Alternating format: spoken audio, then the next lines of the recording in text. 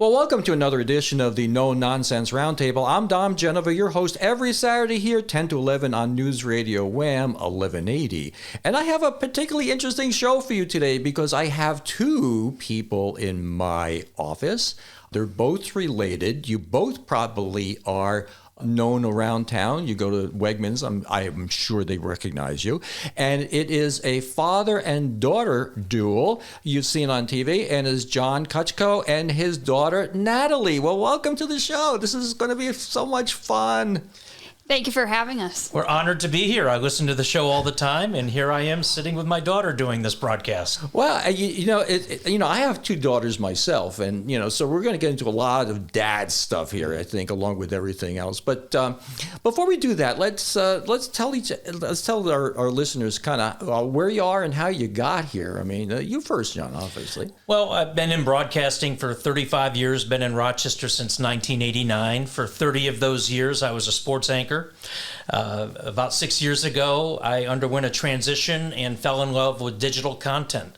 I covered every Bills home and away game for about 26 straight years, did 19 Super Bowls for dozens of Next Star broadcast stations across the country, but I fell in love with bringing a camera to my Bills road trips and taking pictures. Kind of giving myself some diversity because I was just too channeled into TV sports. And so I took a leap of faith 6 years ago, went into the digital end of things, semi-retired at television, but I'm on every day anchoring the 4 o'clock show, which I've done for the last 6 years. And now since, Natalie, June, we've been anchoring together. So only father-daughter tandem in America on the air as co-anchors on television. So Natalie, you go ahead. So I grew up in Penfield. I went to Our Lady of Mercy High School. From there, I went to St. Bonaventure. I graduated in 2017, where I got my bachelor's in journalism, was heavily involved in the TV, radio groups there. And after that, I got a job, fortunately and very luckily, right out of college. I went to Watertown, New York, where I spent 3 years at the CBS station there, reporting and ultimately weekend anchoring, and made the decision to come back home. I had the opportunity to report for 13 Wham, where I was for a couple of years up until this past summer, when I made the transition over to Channel 8, and here we are. What a great story. And St. Bonaventure, a couple of people have been station managers at St. Bonaventure. One was Jack Gardner, another one was me, and now you. Yes. Yeah, we just learned this before the show. At St. Bonaventure, being a station manager, what was the most rewarding thing there? There was so much. I mean, I started my own radio show when I was a freshman. I was doing the newscasts over the air too. I think what I pulled away from it most, managing ultimately, my upper class years, was just working with other people in that capacity. Really, it was your first experience to do that, and in somewhat of a managerial role, pulling all kinds of ideas from people and learning a lot about music while you're at it. It's a great experience. How, John, let's talk about you first. Did you always want to be in broadcasting, or is this something that came on later in your life? No, I wanted to be a sportscaster really since I was about 7 or 8 years young. I grew up a diehard NFL fan. Used to go to Bills games from Binghamton. I grew up in Binghamton, and I was a big Miami fan, so we would go to the Bills-Dolphins game every year in Orchard Park at Old Rich Stadium. And went to Oswego, and I was focused on being a sports anchor. And so for my whole life, really, it's all I wanted to do. So, Natalie, did you get this kind of pension to do this from seeing your dad? Or, I mean, what time in your life do you decide you wanted to do this?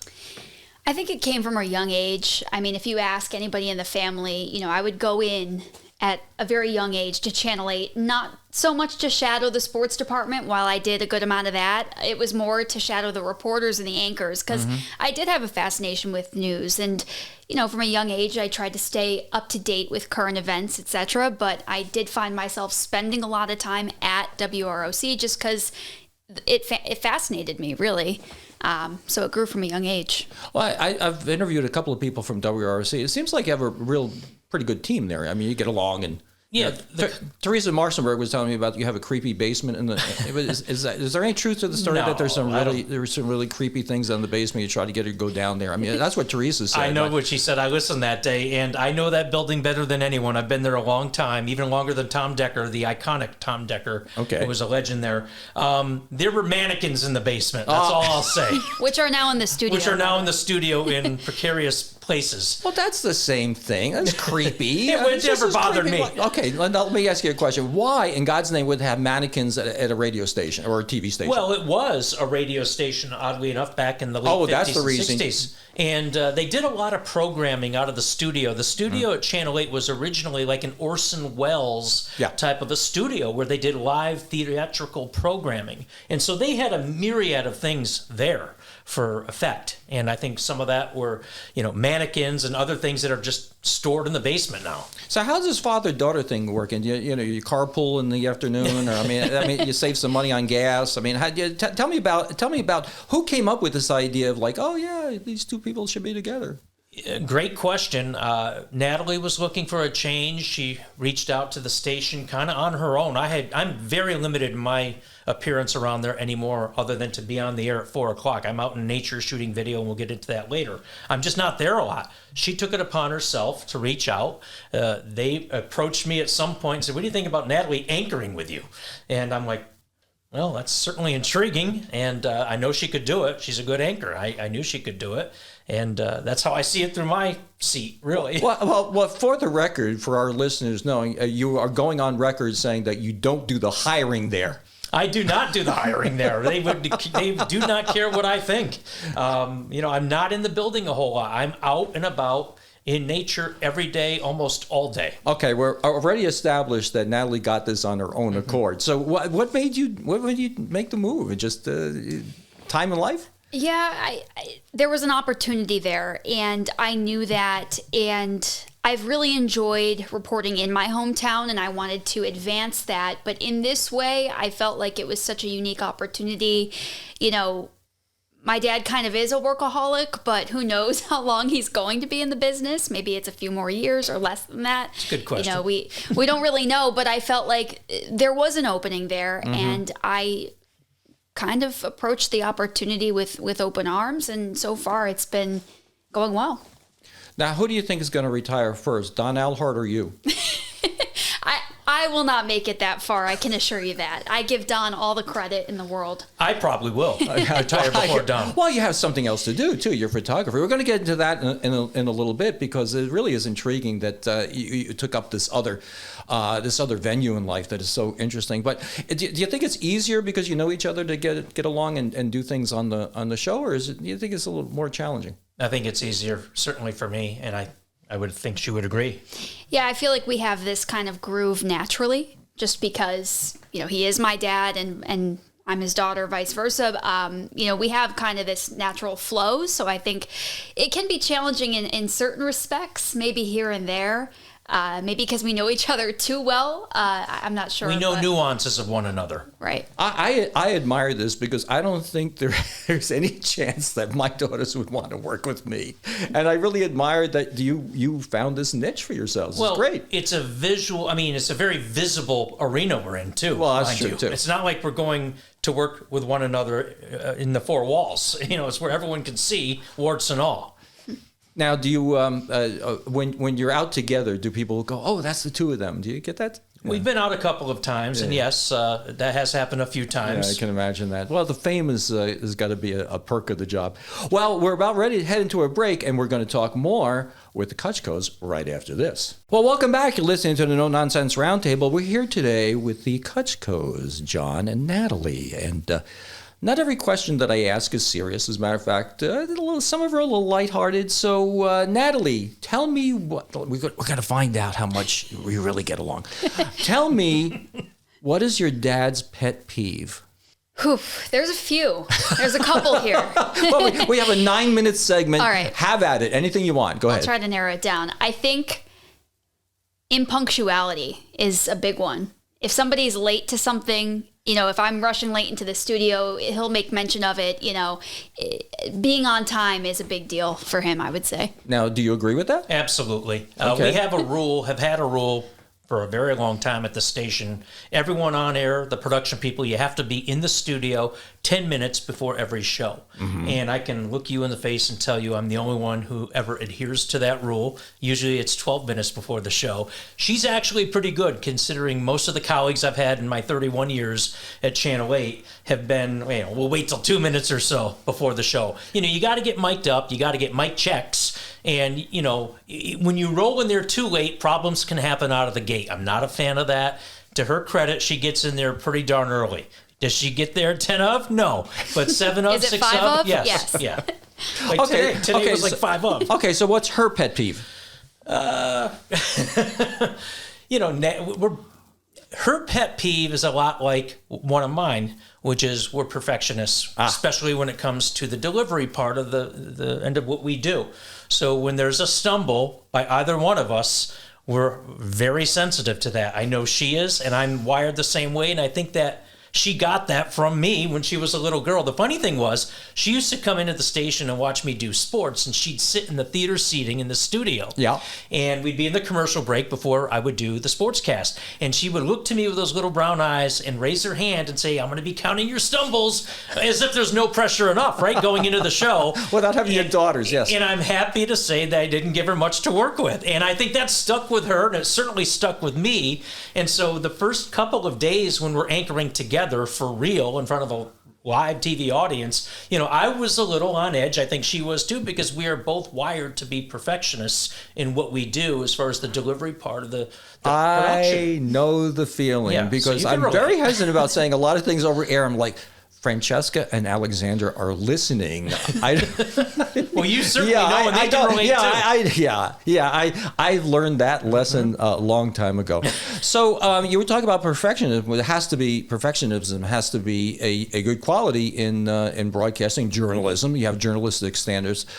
These days, a lot of people out there just have a cell phone and they're posting things online that may or may not be true. And the whole thing about fake news has got to really be something that you have to be challenged with. Well, one thing about the local stations across America is I don't believe they're biased in large part. I really don't. I think there still has a lot of credibility toward local news, the men and women in your communities, wherever you're listening from, who are out there gathering the story, doing it as objectively as they can. We're not talking about CNNs and Fox Newses of the world here at the local level. I just don't think there's that bias, that wide-ranging bias you see at the national level. Well, it's probably it's one of the reasons is probably because you're out and about. I mean, if you're at Wegmans and whatever, you get accosted if you.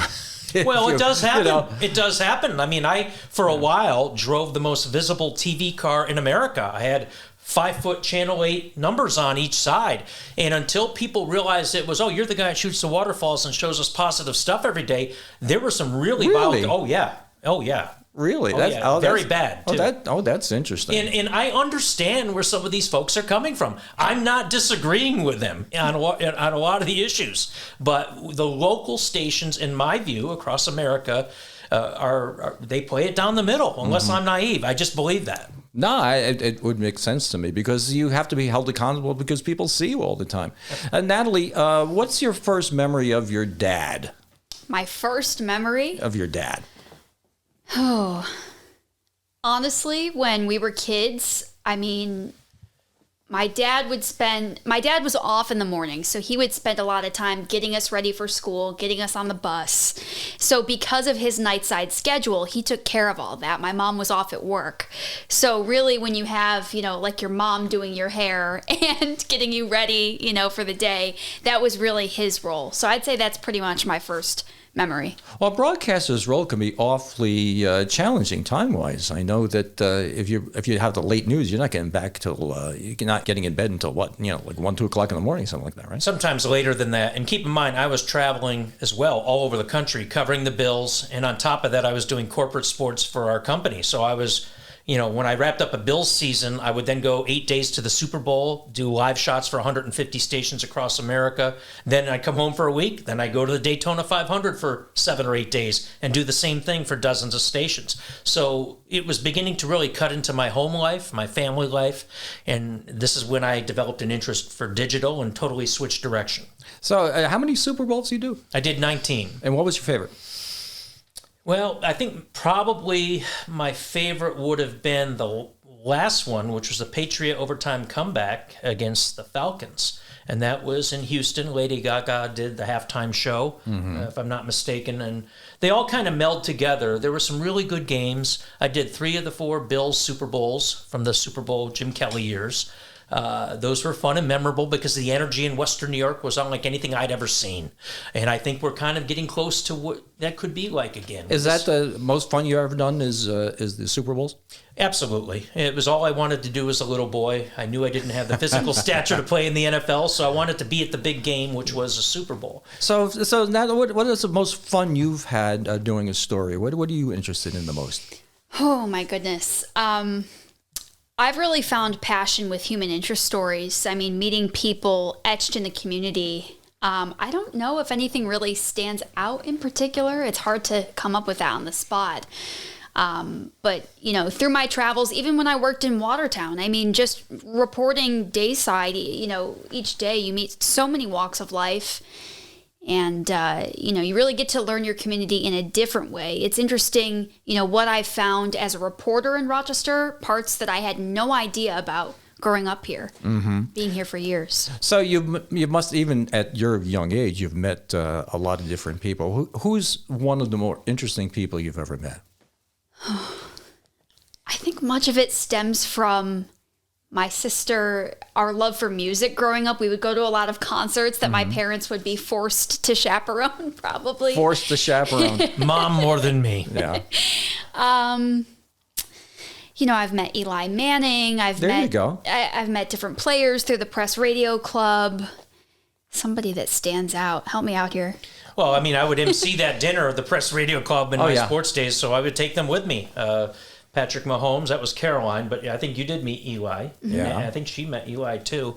Well, in your covering of sports, who's amazed you the most? Well, I had the pleasure of meeting Muhammad Ali, Mickey Mantle, did the last interview with Billy Martin before his untimely accident in Binghamton.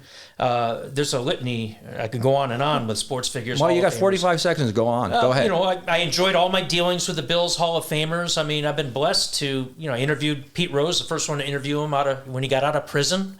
Some very interesting characters at very interesting parts of their life. It's fascinating what you've done. I mean, how you've reached this point in your life where you can go look back at this and there's all this. It's not even a part of my life anymore. And have you written a book? I have not. I had a good sports run, a really good sports run. People thought I was nuts when I gave it up. We're going to have to put you together with Mr. Potoniak. He can teach. He can teach you how to read the book, how to write the book. He's a man. Well, we're heading into the news break, and we're going to see you right after this.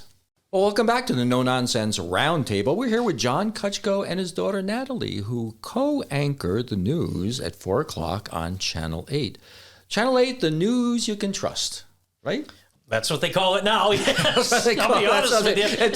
Until the guys on Madison Avenue decide it's supposed to be something else. It's been everything since I've been there, but it's all good. It's all good.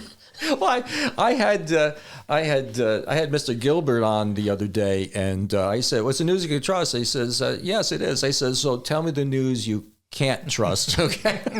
He's a rising star, James Gilbert. Oh, love him. The thing I love about Channel 8 News is the personalities. The personalities, you guys seem to really get along, even with the mannequins in the basement.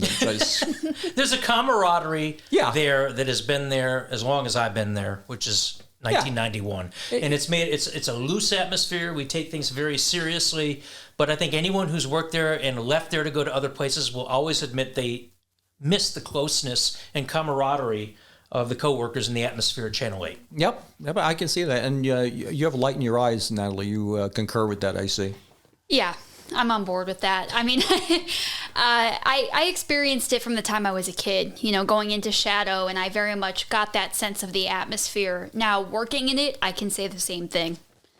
So, John, you were talking during the break about Billy Martin.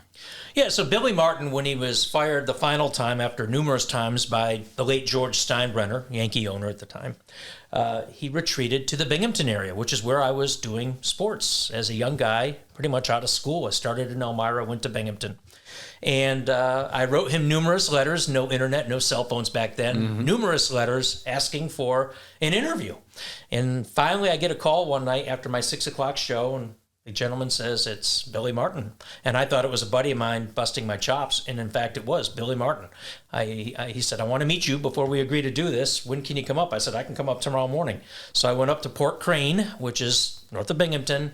And I met him, and he just said, I just want to meet you. Tell me when you want to do the interview. I said, tonight at 6 o'clock in our studio. So he showed up. It's 10 of 6, no Billy. And it was going to be our lead story on set at 6.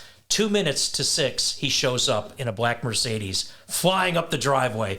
We mic'd him up, got him on. We were the first 11 minutes of the broadcast. It was a slow news day in Binghamton, and it was a huge, huge highlight. That interview is in the Baseball Hall of Fame archives. They gave me lifetime membership. I don't ever have to pay. Wow. Because it was his last interview before his untimely death, Christmas night of 1989, the day I got engaged. I, at that time, was at Channel 13, and got word from Binghamton that he had been in a bad accident, died at the foot of his driveway on Christmas night, 1989. Yeah, and his pickup truck, I guess he tried gunned it into a ditch instead of braking or something like that. They hit an ice patch on a hairpin turn, and Billy lived a wild life, as everyone knows. He had a friend with him in the truck. There's some disagreement as to who was driving or not, but Billy was killed there on site, and funeral a couple days later at St. Patrick's in New York. His widow ended up coming to our wedding here in Rochester, Jill Martin, and that hit me hard. I mean, that was a big, big moment for me when he did that interview at a very young, formative age in my career. So, Natalie, you ever have a penchant to do sports yourself? I considered it at one point in time, and then I realized I don't want to go down that path. I think I'd rather enjoy it from the stadium seats, if you will, than have at it, I guess. It's got to be tough to be doing sports because, I mean, you have to go anywhere at any time or whatever. I mean, have you done Olympics and whatever? I didn't do that, but I was, the Bills in particular, just in this area. You know, we did all 16 games. Our station still does. Thad Brown does the sports. He was my intern.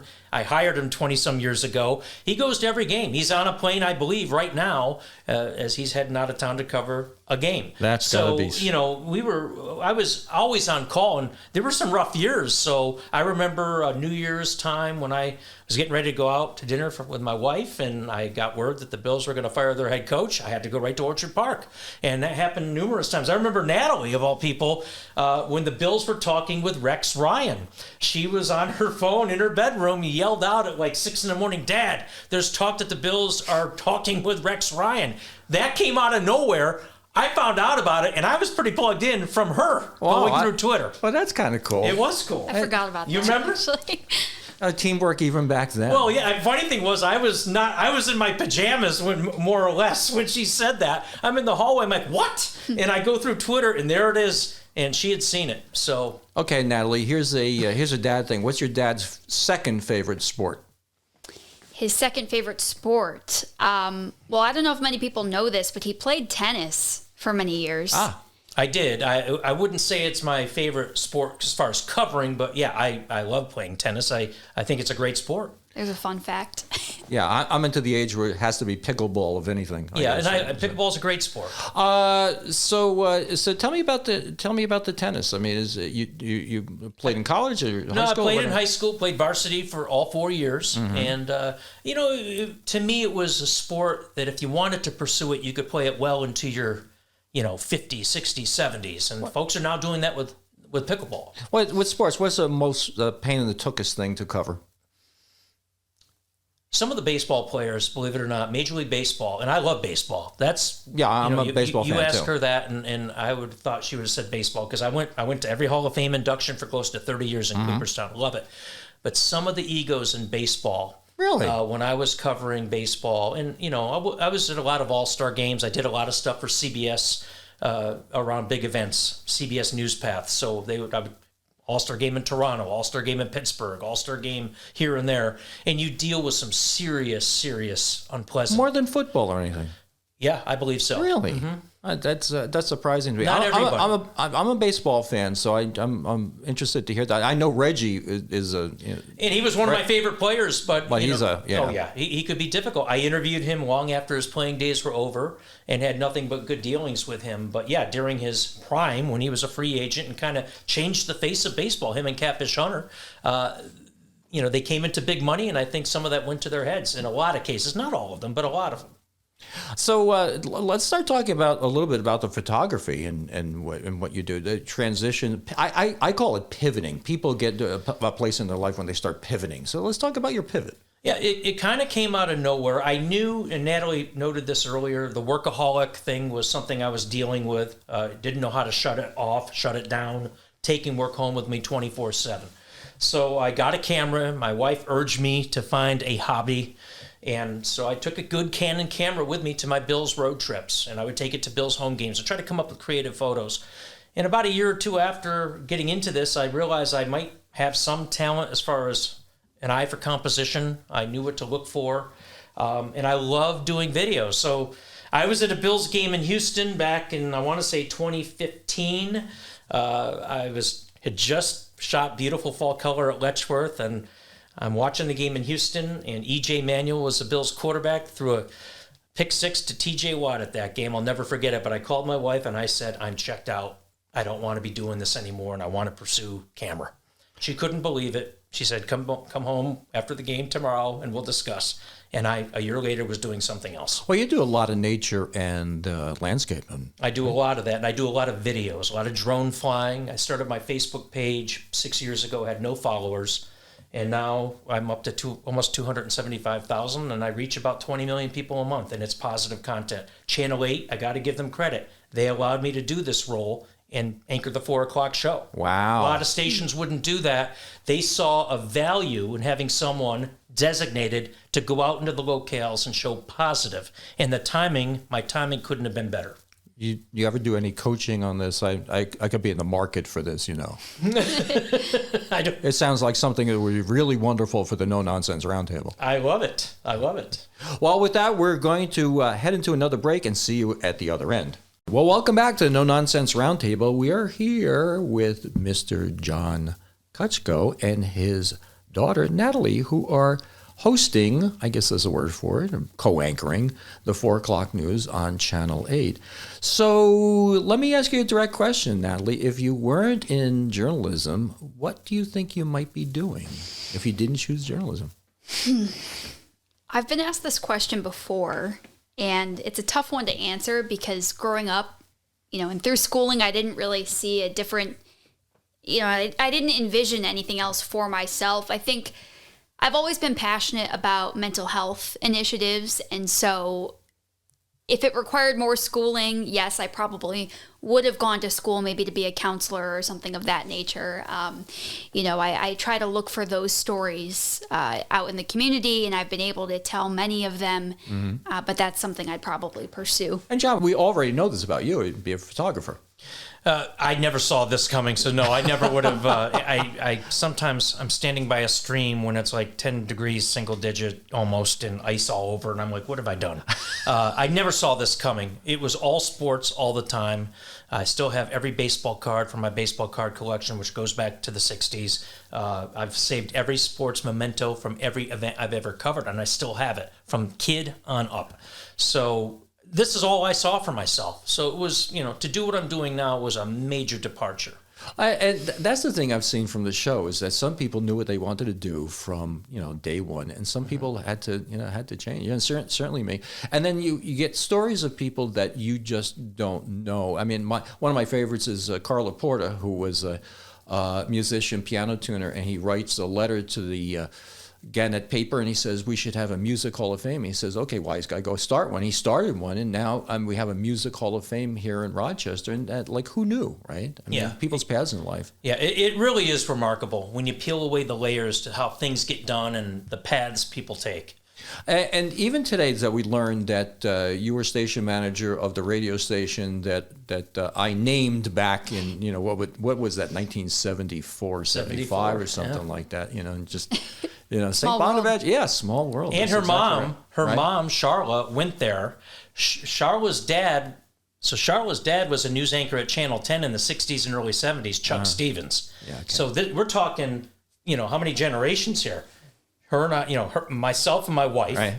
Natalie, and her grandfather, all in Rochester TV. That's rare. Yeah, and you said you had a connection with Mr. Alhart here. I mean, Charlotte. Yeah. So I have to give credit where credit's due. Doug Embledge was doing sports at Channel 13. They moved him to do news. Mike Catalana got elevated up to sports. I had interned for Mike in Binghamton when Mike was starting his career down there. He brought me up here to do weekend sports since he got the promotion to do weekday sports. This is as the Bills are getting really good, 89, and I see this woman in the newsroom, Charlotte Stevens, who was a reporter anchor. And we made little flirty eyes. And next thing I know, Don Elhart is kind of nudging to make something happen here to go out on a date. And a year later, September 1st, 1990, he did the reading with Wanda Miller at our wedding. And here's our product of that. So Natalie, your very existence is...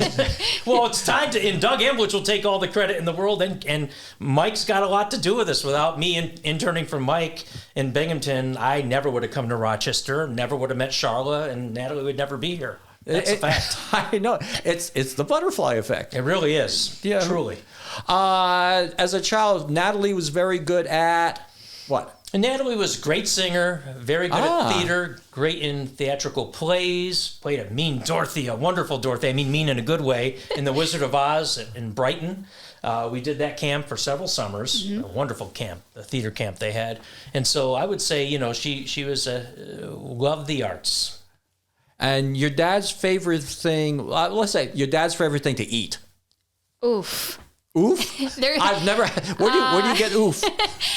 There's so much that I can't pinpoint it down. A good pizza. Yeah, that would be number one. That's probably number one. Chicken wings, maybe a second. Good number two. Yeah. You cook at all? Absolutely not. Oh, no. We go out to dinner all the time. He probably can't microwave popcorn. Really? Microwavable burritos are about all I can do. Rigatoni back in the early days. Well, I tell you what, I'm going to make a deal with you. If you come over here and teach me about your digital stuff, I'll show you. I'll teach you how to make a good saltimbocca. How about that? My wife will love that. Yeah, we'll come over. What's your dad particularly good at?